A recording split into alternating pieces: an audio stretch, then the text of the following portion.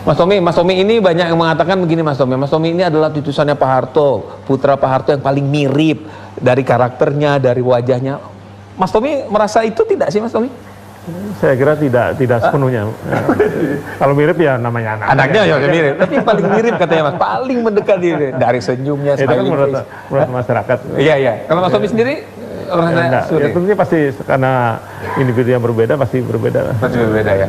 Nah Mas Tommy, ada yang juga bertanya-tanya, termasuk saya. Kan ada kakak Mas Tommy, ada Mas Bambang, kemudian ada Mas Sigit. Tapi kemudian yang akhirnya menjalankan atau mendirikan terjun ke politik itu Mas Tommy. Ya mungkin karena mereka sudah tua, karena jarak umurnya cukup jauh kami. Jadi mereka sudah di atas 60 semuanya. Jadi lebih memikirkan untuk apa namanya hidup yang lebih sosial dan religi. Ya. Biasanya lebih mendekatkan diri. Oh gitu. Mas, kita bicara soal peternakan tapos itu masih Mas.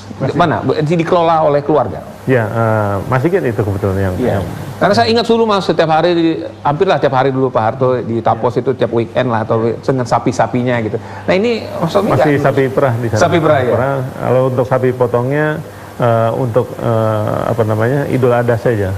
Jadi bukan untuk dikomersilkan. Oh, tidak komersil ya, untuk Idul Adha ya.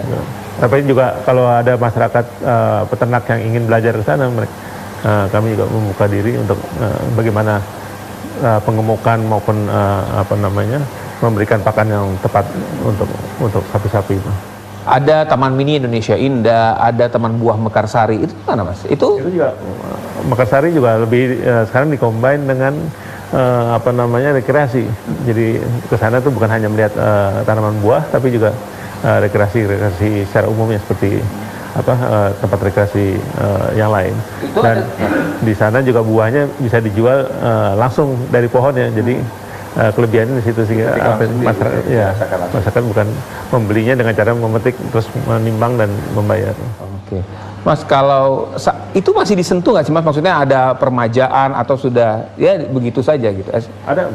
Setahu saya ada permajaan. Ada ya. Saya sendiri udah lama nggak sana, tapi dari laporan yang ada penambahan wahana dan sebagainya tempat rekreasi itu. Dulu kalau dan bahkan ada kebun binatang mininya di sana. Oh, ada mini zoo, kebun binatang mini. Oh. Dulu Pak Harto juga identik dengan dari desa ke desa. Ya. Nah, Mas Tommy meneruskan itu? Saya kira itu yang harus sangat diharapkan oleh masyarakat, kebanyakan terutama para petani. Karena di Jawa ini sekarang yang namanya petani itu sudah mungkin tinggal 30%. Karena 70% petani itu sudah buruh tani sekarang. Kenapa? Karena lahannya sudah banyak yang dijual. Nah ini kan sangat memprihatinkan sekali. Padahal itu mereka jual itu karena kurangan dana untuk biaya hidupnya segala macam, kegagalan panen. Yang akhirnya mereka jual ke pihak yang bukan petani. Nah ini yang harusnya ke depan kita harus punya kebijakan yang pro pada petani untuk yang namanya revitalisasi pertanian. Sekarang ini produksi tani kita hanya 5 ton per hektar per panen. Itu untuk meningkatkan ke 8 ton itu bukan hal yang sulit. Tapi kenapa nggak dijalankan? Karena pertama adalah tidak ada penyuluh lagi. Selama reformasi ini penyuluh. Oh ya, penyuluhan ya. Penyuluhan. Bukan penyuluhan, ya, tapi penyuluh. Jadi dia harus ada tinggal di situ sama petani untuk menjelaskan bagaimana bertani yang baik di daerah itu. Jadi hilang semuanya. Padahal mereka butuh sekali. Jadi sekarang banyak kan buruh tani. Gitu. Itu dia. Akhirnya jadi buruh tani. Ya. Akhirnya mereka jadi pekerja saja di ladang-ladang itu. Mas Tommy sudah bicara tadi ya panjang lebar, kita mulai dari partai Mas Tommy sekarang, Mas Tommy dengan bisnisnya, Mas Tommy tadi menjalankan peninggalan yayasan-yayasannya Pak Harto. Saya juga akan mengajak Mas Tommy di sini e-talk show itu Mas Tommy, siapapun Mas Tommy, mau ulama, mau siapa, menteri, mau wapres sekalipun, saya challenge. Ada challenge ya dari e-talk show. Iya, serem ya, emang serem Mas.